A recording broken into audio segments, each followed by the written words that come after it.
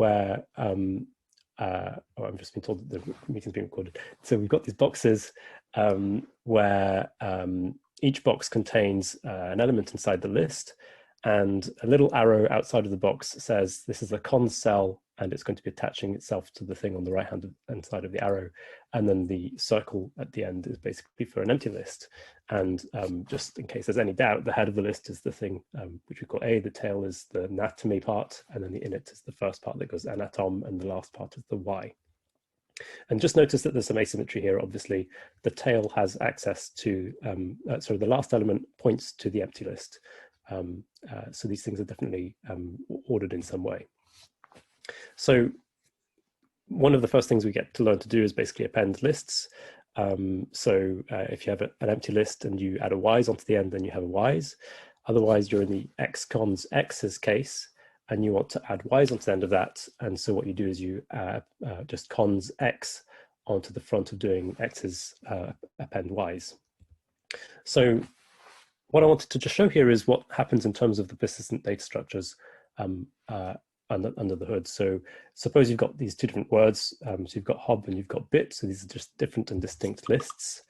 Then we might want to just append these two things together to make the word hobbit. So what does that look like? Well, I'm slightly lying already, but let's look at this. We have so hob is the variable pointing to this list with H, O, and B, and bit points to BIT.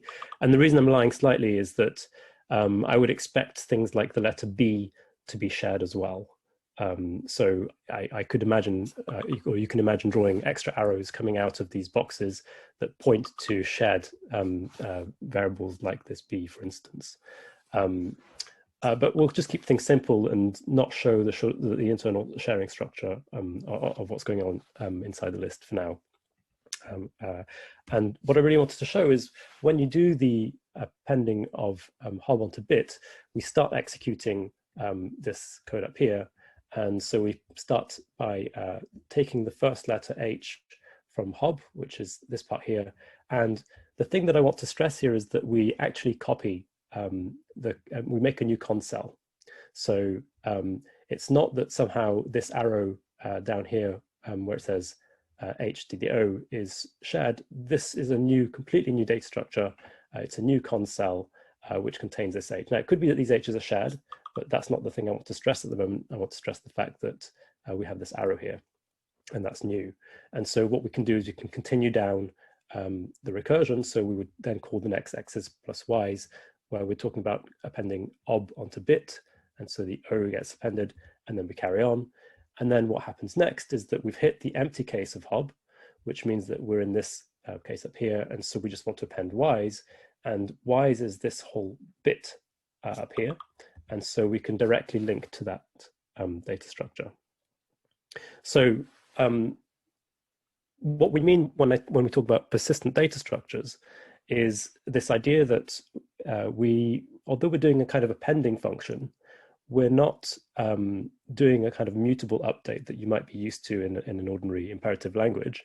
What we're doing instead is we're giving back a new value, and everything that was around before remains around. So we haven't mutated hob, we haven't mutated bit, and we've created this new list. But there's something nice to notice here, which is that the new list hobbit that we've created isn't entirely a waste of space, in the sense that it shares the bit at the end. And you could have imagined that a different way of implementing this persistent data structure would have been quite literally to copy everything through, and that's not what happens. We have persistence, and persistence is achieved by building new cons cells in this case, and then reusing other parts of the list in the other case, and that's all quite nice. So now I just want to very briefly talk about the properties of append, just because later on we'll be looking at similar properties, and I just want to give you a flavor for what's happening, we've got a right unit, so that's the empty on the right-hand side. So x's plus empty is x's, a left unit where empties plus y's is y's, and then associativity, which says that it doesn't matter which way around you associate. So you can have x's then plus y's plus z's on the right, or x's plus y's on the left with z's on the right. So that doesn't make any difference. And note that that doesn't make any difference semantically. So these are the same lists that we'll be pointing to at the end. But things get a little bit more murky when you start thinking about complexity. So let's look at that. So the complexity of append is asymmetric in the sense that if you want to understand the complexity of x's plus y's, then what that gives you is that the complexity of this operation is order m, where m is the length of x's. And we can see that if we go back to the, oh, I've gone too far back. You can see that if we go back to this example, because what we had to do when we created this appending was we walked through the first list, the one on the left-hand side, and spent that much time adding new concells, but we spent no time whatsoever, well, apart from apart from linking to the bit, but we didn't have to walk down the entire bit list. So in that sense, it's only the left-hand list that contributes to the cost of what's going on. And I should note as well, because this is a sort of a beginner's talk, if you have any questions at all, just feel free to interrupt me or tell Peter to interrupt me, and I'm very happy to just take any questions on the fly as you see fit. Okay, so so the cost of this is basically m, where m is the length of the first list, and n doesn't appear anywhere at all in the cost. It's just not involved. Oh, and I should state at this stage as well that for simplicity, I'm assuming that we're evaluating everything. So complexity analysis gets really quite complicated when you start thinking about laziness and how that plays. So when you start thinking about which part of the list exactly are being consumed and which parts are not, that adds a whole new kettle of fish. And I'm not considering that in this talk. Okay, so we said earlier that we had associativity. And so when we write this joined list, JOIN, it should be the case that if you right associate or if you left associate, that it should be exactly the same thing. And indeed, the result is the same. You can see that if we just evaluate what happens when you look at the right associated version, in terms of the data structures that are hanging around, because we've got this JOIN, those are all in their own right lists. And so they're hanging around, and what we want to do is append them together. So these data structures aren't going to go anywhere because it's being persisted. But when we do the right association, we get J, and we have to copy that J cell, and then we carry on to the right, and we start evaluating this list as what goes on in the tail, which means that we copy the O, and we make a new concell again, and then the I comes in, and then the N comes in. And in fact, the last element here is N. And so actually we'll be sharing the N that we started with. So that's not being recreated. It was just like the Hobbit example that we had earlier on. But for the left associated version, it's slightly different. So we'll start with the same setting where we've got JOI and N. And so we start with a definition where LSOC is pointing to some stuff. But before we can evaluate this whole expression, we probably ought to know what we're joining on together. So we're going to analyze the left-hand side, which is this thing, but we won't be able to analyze this until we look at this part. And to get this part, we know that we've got some J onto an O, and that O is going to get shared. So having got this JO, we're now ready to append that onto an I. And so what we're going to do is we're going to take this list JO, and we're going to copy through again. So J gets copied, the O gets copied, and then we share the I. So you can see that things are already more complex than in the right associated version, in the sense that we've created a whole bunch of new concells. So we've got 3 concells with J coming out of a J, and they're not the same. And then finally, when we want to do this append here, we take the list JOI that we've created, so that's this one here, and we start copying the values with new concells, and then finally we share the N. And what I want to just show here is really that it's basically taking much more space and much more time here than the left associated version, than the right associated version. So the left associated version is looking like it's building a great big triangle here. And if you spot this pattern, then you would know that this means that we've got something like an n squared complexity hanging around.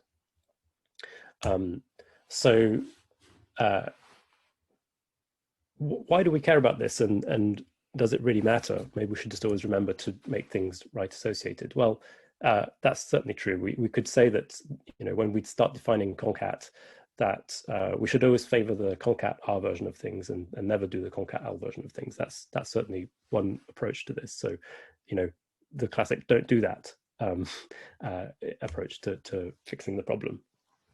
But I wanted to just have a little look at the complexity, quite how bad it really is.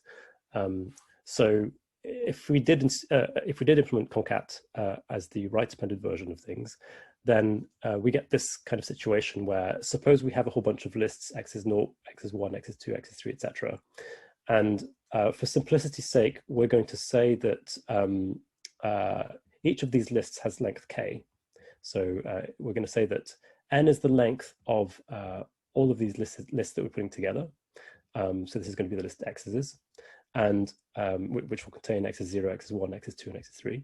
And we'll say that all of the lists x's inside x's will have length k. And then the complexity of concat R on x's is big O of n times k, because we've got n for each of the different lists, and there are k of them because we've got that's going to be the length of the whole thing. And so this is going to be the oh, I think I've got my k and my n wrong, so these should be k's. Sorry about that. So we're going to have n lots of k. For the complexity of concat L, we get something slightly different. So we would get something like, again, assuming that all of these inner lists have length k. I think that should be an n actually, but never mind. Then this costs 1, and then this plus plus costs however long this list was. So this list is technically length n, so this thing is going to cost n, and then this concat, this append is going to cost you this list plus this list, which is 2n, and then this one is going to cost you 3n. So what we get is this, well, if that's n, this will be n times k squared. So my indices are slightly off here, but basically we have this complexity that's squared, and that's not good at all. So where did the problem come from? The problem is that the complexity of append is not associative. So even though the semantics is associative, the complexity is not. And that's something that I think we often miss out when we start talking about equality, is we think of equality in terms of what something means semantically, but we're throwing all notions of efficiency to one side. And that's not good because it makes a real difference in practice. So that's just the point that I want to stress here. The fix to this problem is to use something called the difference list. And I think the insight really is to consider something that behaves like append in the sense that it's an associative operation with a unit. So we saw the laws earlier on for how it should behave in terms of lists, but that has a different complexity in terms of how expensive it is to actually execute the operation. So here both associations reduce to the same evaluation. So whether you're left or right associative, you're going to get exactly the same thing. It's H applied to G, applied to F, applied to X. So unlike the append version, where the complexity is different because you end up doing different parts of work at different times, here you're going to get to do the same amount of work regardless of how you execute, because we're just going to reach up, these mean the same things, apply F first, then G, then H. So the strategy that we'll have to fix the problem we had earlier on is to replace every list x's by a function. So rather than having appends, we want to have dots in between lists.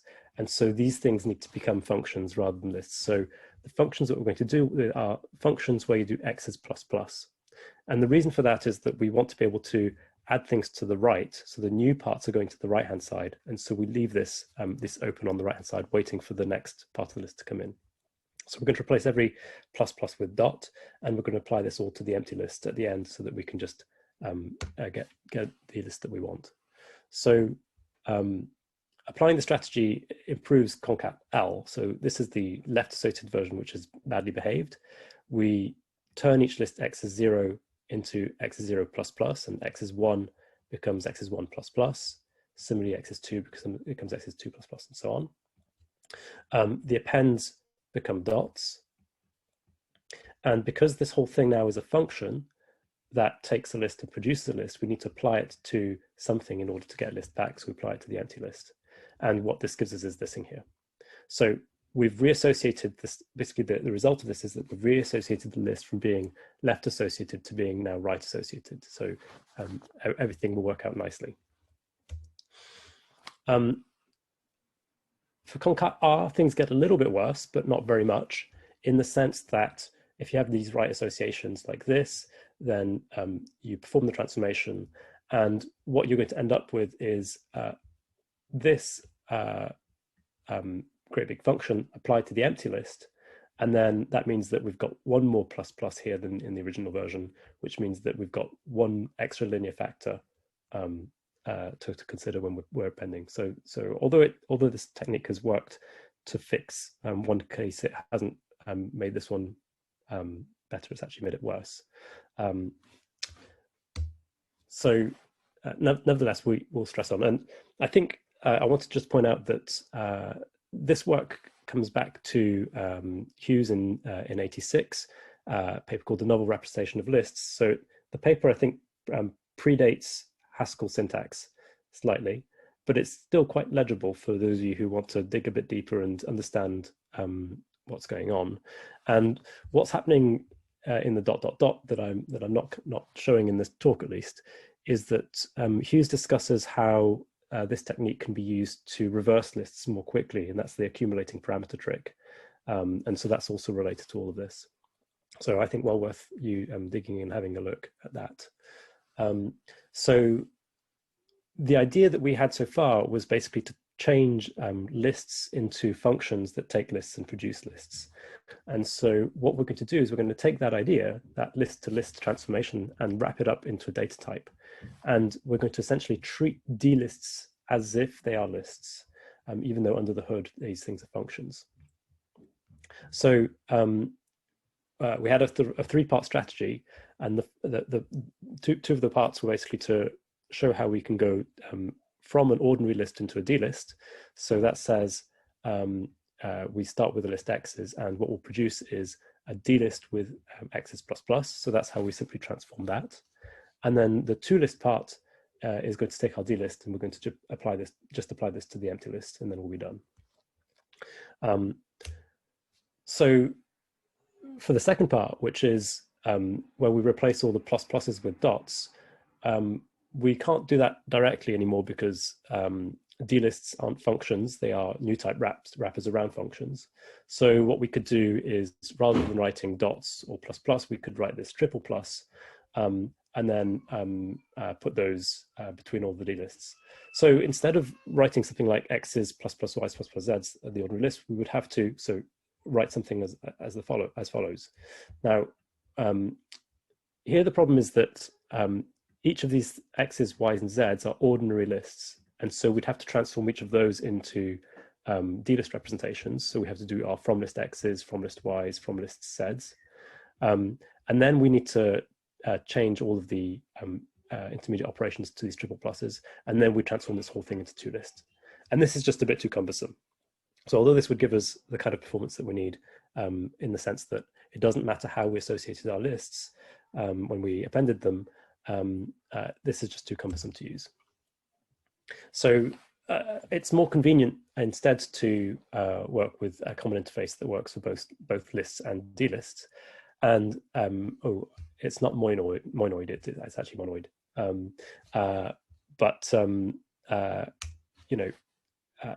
let me distract you by saying, for now, I'll just deny the existence of semigroup,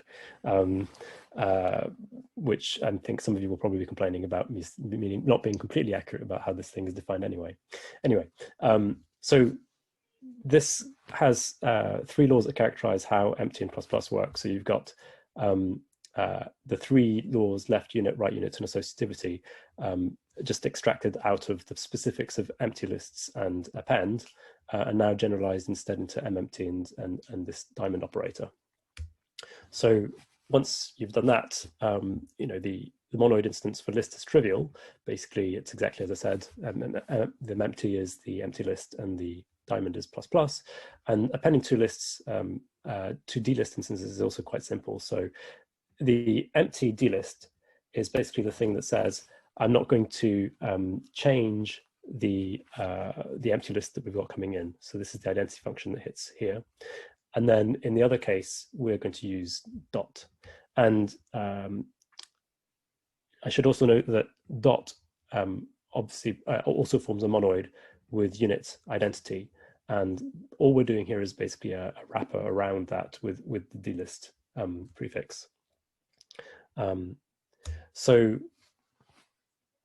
that means that instead of writing this expression here that we had earlier on, so long as x's, y's, and z's are built using mempty and diamond, we can write instead simply toList of this thing, and then that will give us back a list just as we need it to be, and we're done. So this is much more convenient. And it might be that you want to actually use cons, and so we might want some class of things that are list-like. So we should also think about building an interface for that. And so we could have a list-like class, which says that we've got a cons operator, and for ordinary lists, cons of x's is x cons x's in the normal way. And for d-lists, we can say something like, well, we have our x and then some function that takes the y's, which is the sort of remaining tail. And what we do is we add x onto the front of whatever it is that we needed to have here. So this is still a function. And so we could build our lists using this cons, and we should be safe. So that's essentially the idea behind difference lists and why it works.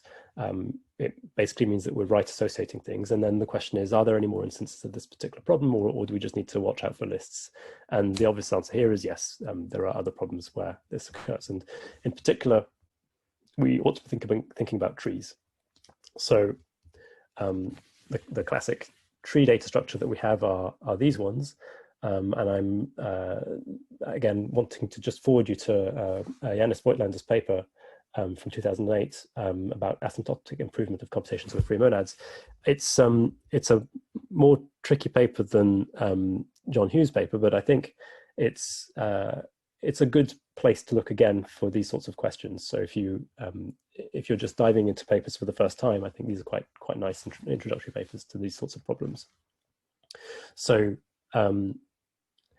the tree data structure that we have basically has leaves of type A, so all the data is held in the leaves, and forks don't hold any data. So I'm just denoting forks here by these blobs instead. So what can we do with these trees? So one thing that we might be able to do, or what might want to do with these trees, is substitute values at the leaves.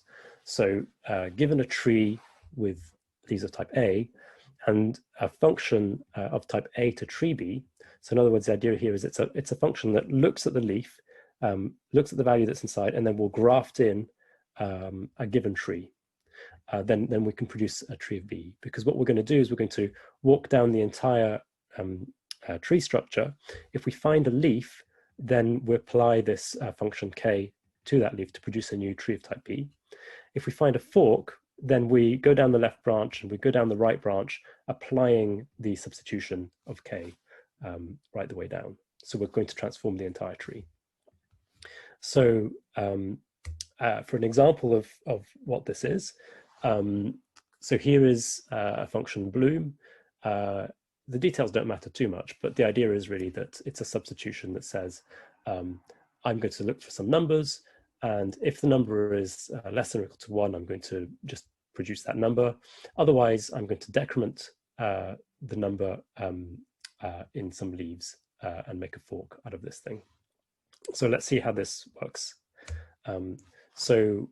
We start with a leaf containing the number 4, so that's just a single 4.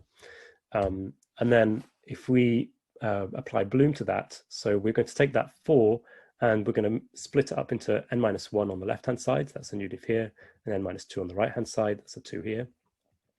And then if we apply bloom again, then what we're going to do is we're going to be in the case where the substitution notices that we've got a fork. Then we're going to enter each of these 2 different places and apply the function bloom again. So if we've got a second instance of bloom, we're going to get something like this, where we've increased the size of the tree. And then if we do it one more time, we'll end up with something like this. So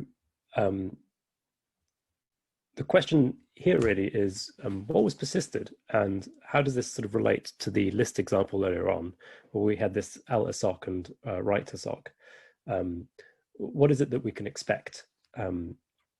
Well, it turns out that in this case, everything was persisted and only the leaves were shared. So all of the intermediate stages that we had when we're executing leaf 4 bloom bloom bloom, all of the intermediate data structures remain, and they were all constructed, and they basically don't share anything apart from maybe the values in the leaves. So this is terribly expensive. And to see that, I guess it helps to look back at the definition of substitution, because here you can sort of see the problem, in a sense, is that every time you enter a fork and substitute, you're having to recreate that fork and continue with the substitution. So we're just copying the entire tree, starting from the root, working our way through. And every time we see a fork, we're basically regenerating it. And the problem's quite bad in the sense that this substitution is relentless. It goes through the entire tree, substituting everywhere. So if you have multiple substitutions, they will repeatedly traverse the whole tree. And if the tree gets bigger, then you're getting a larger and larger blow up in terms of the number of operations that you need to do. So that's not very good. We need to reconstruct everything from the root every time we do a substitution. Instead, it would be better to work from the tree, from the root, and in a sort of single pass, modify a leaf. And then once you've modified that leaf and made a new tree, you want to immediately start working on that tree and keep working your way down the tree until you're finished. So rather than starting at the top again every time you're doing a substitution, you want to be able to carry your substitution through. In other words, you're looking for a much more complicated substitution that does everything in a single pass. And so here it's quite a nice time to reflect on what the properties of substitution might actually be.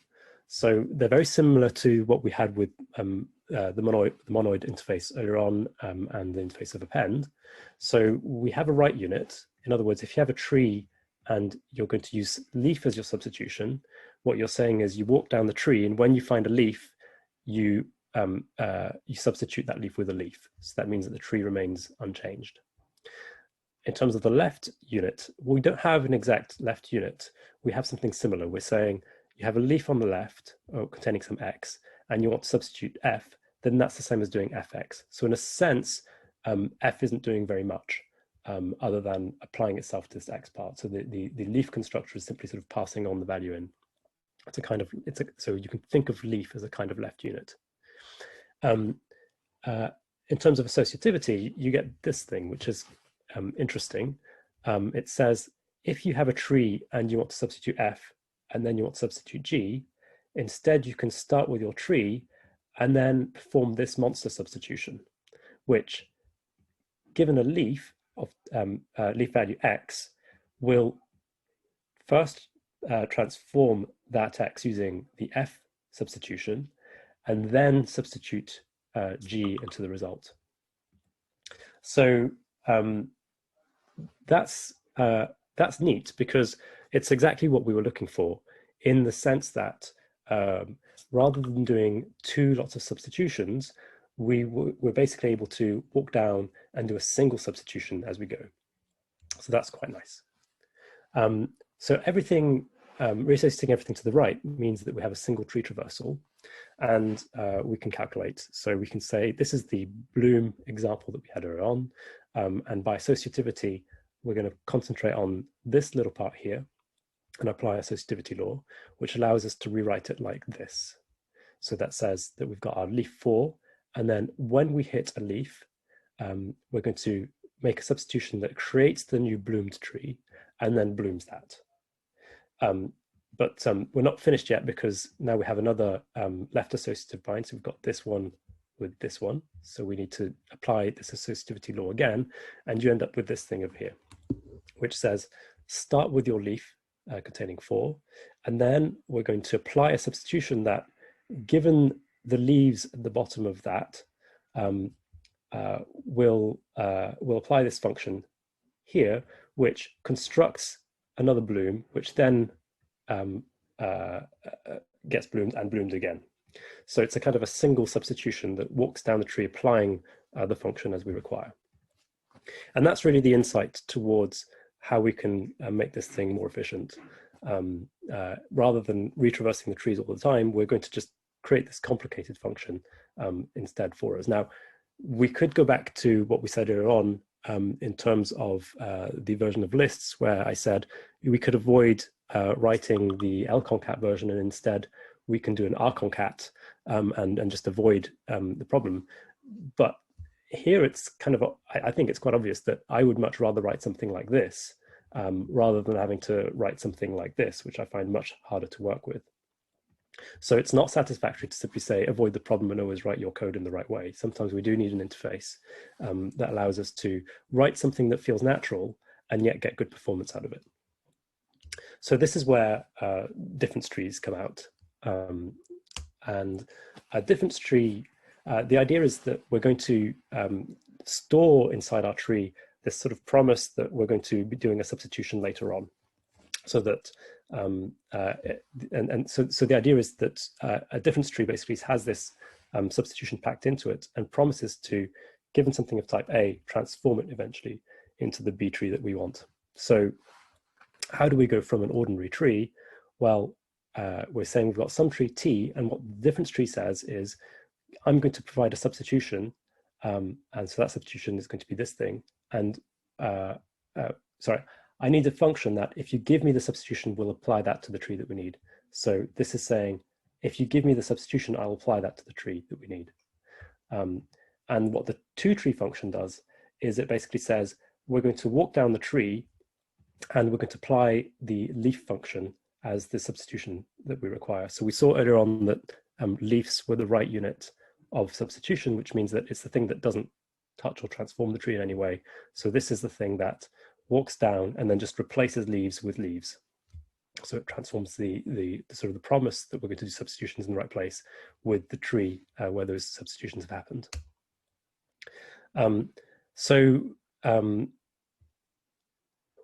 When we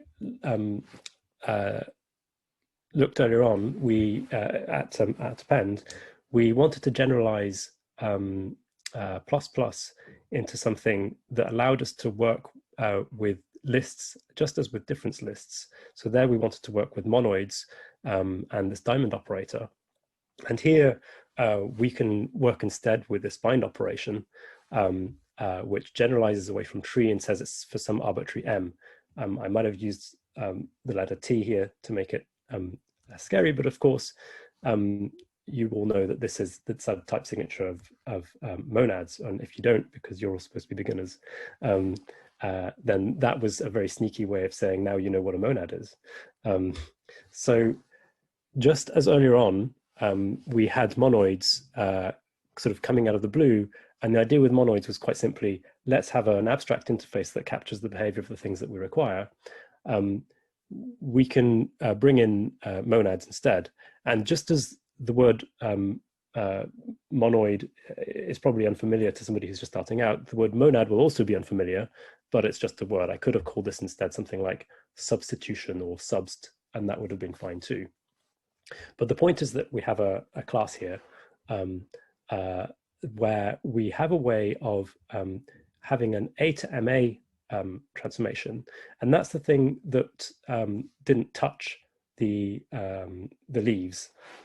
So this is exactly the leaf operator in the case of tree. And this thing here is exactly the substitution operation.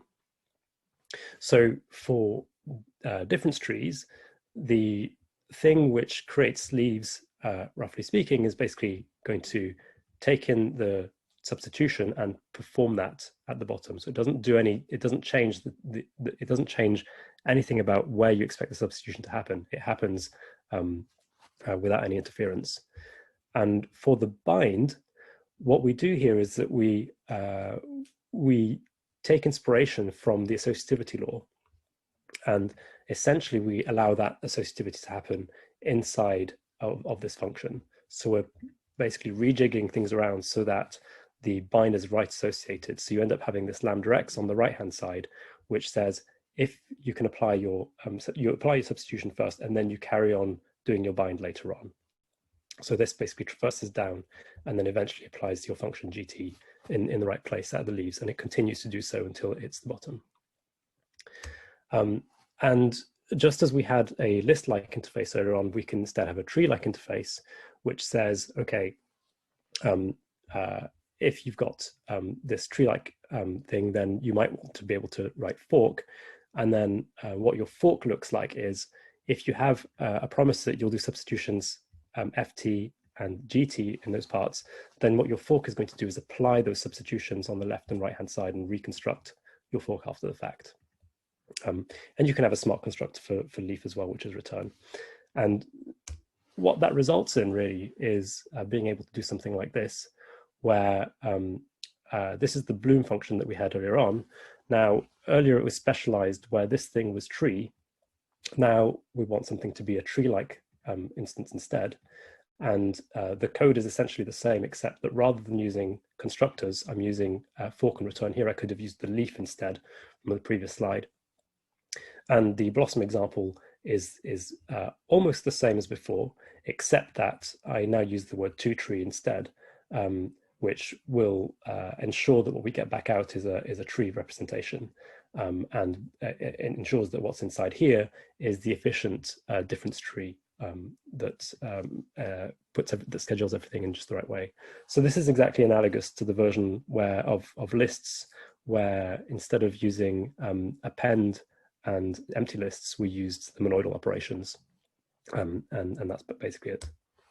So just to conclude, in Haskell, data structures are persistent, and that's troublesome in the sense that you need to be a little bit more careful about efficiency when working with these structures. And I shouldn't sort of overstate the negative aspects of this, because persistent data structures are everywhere and they're useful. We all use them when we're using Git, which is a huge persistent data structure that keeps track of all of our commits. And so persistence is a good thing. It's just that we need to be a bit careful when we start operating over it. So the point of this talk really was to teach you that different structures reorder the constructions of these things. And just for some further reading, so I probably shouldn't point you towards Cayley, but the earliest use of this trick was by Cayley in 1854 when working with groups. But we're not mathematicians, so let's not go there. But Hughes in 86 introduced difference lists, and that's a lovely read, which I'd recommend. Yanis Voigtlander's paper in 2008 applies this trick to free monads and takes this technique one step further than what I'm doing, and allows you to do this over trees of arbitrary shape, or more or less arbitrary shape.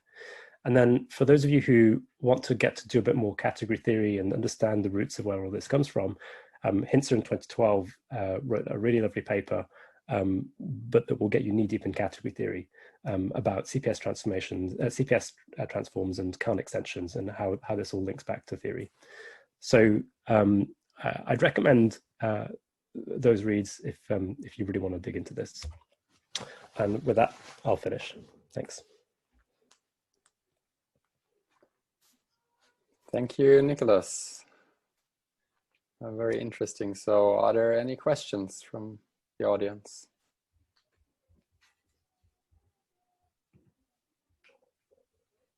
There was nothing really in the Slack so far, other than unfortunately our YouTube live streaming did not work as intended. Oh, pity. We Okay. had technical issues. I recorded it locally, and we'll be able to upload it anyways. So it's not lost. I think, can I ask a question? Hi, Dishin, go for it. Yeah, the question is about the finally you talked about CPS transformed monads, but yeah. I'm aware of two kinds of CPS transformed monads. The first one has type for some monad M, Mx is isomorphic to for all say x to MC taking function to another function MC. I think this is what you talked about. What you talk as CPS transform monad. Yeah, that's but right. I'm also aware of another equivalent form of this monad. This transformation is for all say. You first take an algebra from MC to say, a function from MC to say, and then another function x to say, to finally say. Right. Yeah. Yeah. How do you compare the two variants? Yeah. Okay. So the first variant that you had was basically the continuation transformer, or cont equivalent, I think. And the second one that you're talking about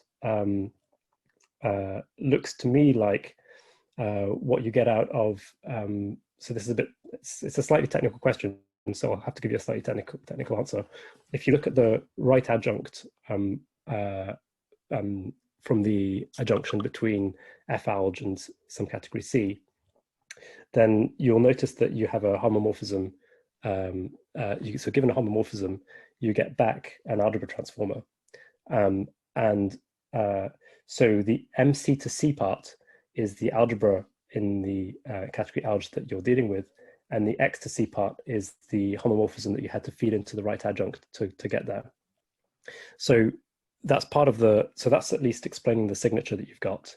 And why does that signature relate to the question of quantity? I think it's to do with, you can think of, so this is related to the paper by Hintzer. The right-Kahn extension is an implementation of the free monad, or at least it gives rise to an implementation of the free monad. And it happens to be that one coincides with the const T, or at least the CPS style that we require. So sorry to those of you who don't follow that conversation, but that's what you'll find in that paper that I linked to at the end. So you'll see this development all there. Okay, thanks. Welcome. I have a question as well. Hi, Andres. I mean, you may have said this at some point, and if so, forgive me. And it's also a relatively vague question. But if you go back to essentially the very beginning where you talked about the difference lists first, you're basically saying that you're introducing list of A, function arrow list of A as a representation for lists that has different complexity behavior. Yes. Yeah. That function space is very large. Right? Yeah, right. So is there anything to be said about this? I mean, clearly you're using it only in a very limited way, and it's all fine. I mean, I'm not arguing that anything is wrong, but yeah. Is there something to be said that if one could take a weaker function space, one could somehow gain yet more advantages, or is there something along those lines? That's a great question. Yeah, I haven't given it much thought. I think, let's see. So the function space is certainly much larger, and you can do strange things like potentially reverse your list halfway through rather than just continuing to append. So you can do naughty things, right? And that's why I guess we're stressing this this use of constructors, why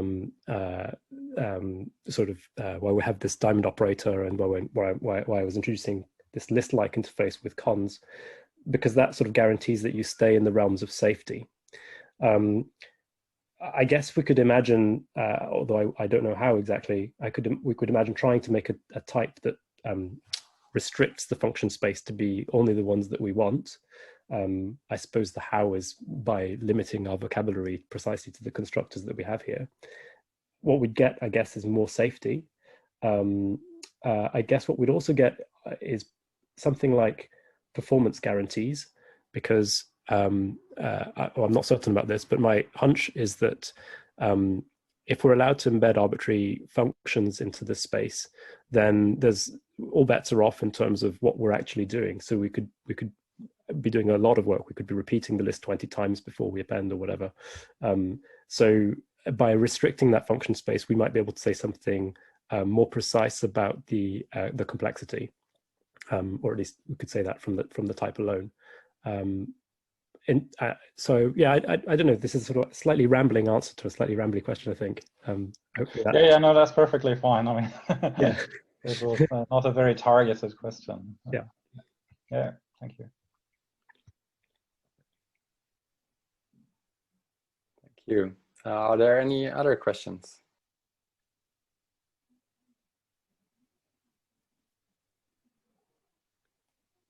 So if not, then I thank you again, Nicolas. Well, thanks, you're welcome. And there is certainly the possibility to ask further questions in the Slack channel, or to meet in the breakout rooms. I don't know if you have a chance to hang around there. Yep, I'll be around. Perfect. Right, All bye. right. Bye. Thank you. Thank you. Bye.